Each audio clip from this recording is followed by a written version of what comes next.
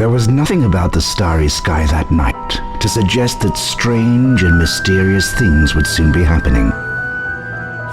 As unsuspecting muggles slept, a huge motorbike with a giant astride it tumbled down from the darkness. The giant, named Hagrid, left a blanket-wrapped bundle on the doorstep of number 4 Privet Drive. Nestled in the bundle was a baby, Harry Potter, the boy who lived. For the next 11 years, Harry lived with his dreadful step-parents, the Dursleys, until that fateful day when he received the letter inviting him to attend Hogwarts School of Witchcraft and Wizardry. Hagrid took Harry to Diagon Alley to purchase a most unusual list of school supplies. Soon after, Harry caught the Hogwarts Express from platform 9 3/4 and left the Muggle world far behind. Harry sat beneath a sorting hat, hoping that he would not be chosen for Slytherin House over Gryffindor. "Not Slytherin, eh?" said the hat in his ear. "You could be great. It's all here in your head, and Slytherin will help you on your way to greatness." "No? Well, if you're sure, better be Gryffindor!"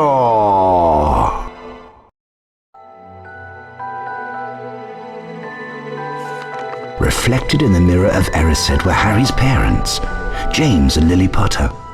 Harry stared hungrily back as though hoping to fall right through the glass and reach them. He was startled when a voice sounded behind him.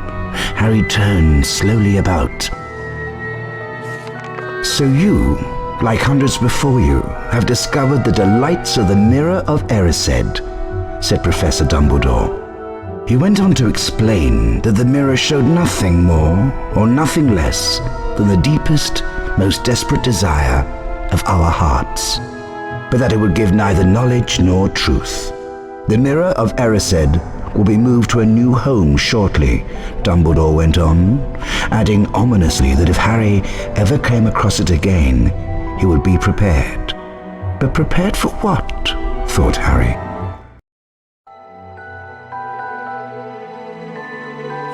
Harry, Ron, and Hermione spent most of their free time in Hagrid's hut, trying to convince him that he couldn't keep Norbert, his beloved dragon.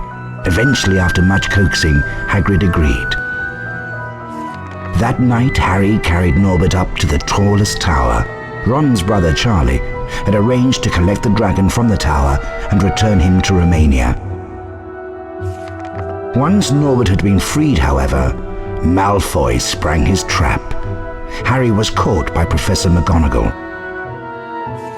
For his detention, Harry was to make his way into the Forbidden Forest and search for a wounded unicorn.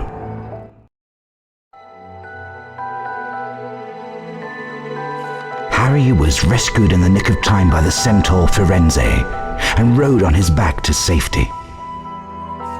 Firenze explained that unicorn blood had the power to keep someone alive who was an inch from death. Harry realized that the hooded figure he'd seen in the clearing was none other than he who must not be named, Lord Voldemort.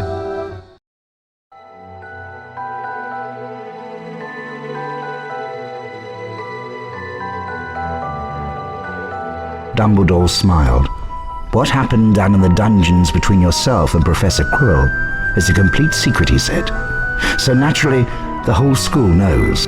The stone had been destroyed, but Harry remained fearful that its loss would not prevent Lord Voldemort's return." Dumbledore nodded, sharing his concern. "Nevertheless, Harry, if our battles do no more than slow Voldemort's return, with luck he may never regain his power at all." "So the stone's gone," said Ron finally.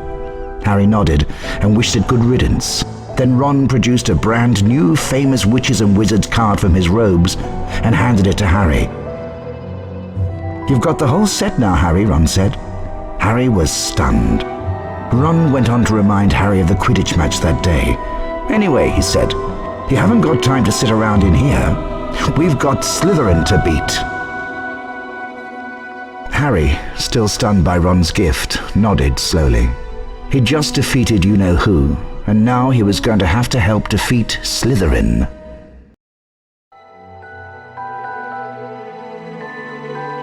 Harry made his way down to the end of the year feast alone that night. The Great Hall was decked out in green and silver to celebrate Slytherin winning the House Cup. When Harry entered, there was a sudden hush.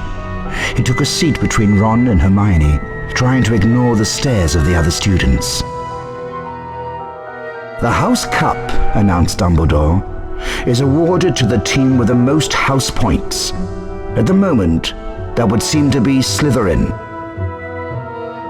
A storm of cheering and stamping broke out from the Slytherin table. However, continued Dumbledore, in recognition of Mr. Harry Potter's pure nerve and outstanding courage, I award Gryffindor 60 points. Harry's table erupted with cheers and applause. The additional point had won the House Cup for Gryffindor. It was the best evening of Harry's life. Better than winning at Quidditch or Christmas or knocking out mountain trolls. He would never, ever forget tonight.